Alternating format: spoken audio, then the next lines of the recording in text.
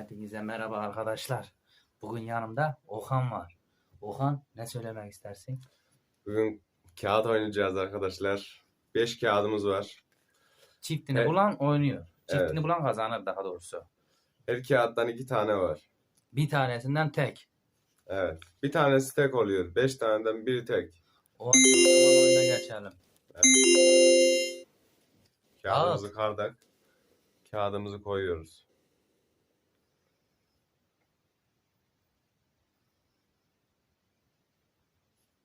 Evet İsmail. Hadi bre. Seç birini. Seçiyorum. Evet. 6. 6. Altının çiftini bul. 6'yı açalım. Evet. Bu. Bence bu. Aç bakalım. Kaç o? Kaç lan? 7 oldu. 7. Bulamadım. Evet. Sıra sende. Haydi. Sıra bende. 7. 7. Ben de bulamadım. 2 kağıt Sıra kaldı. bende. 2 Evet. kağıt. Bulamayan hapı yuttu.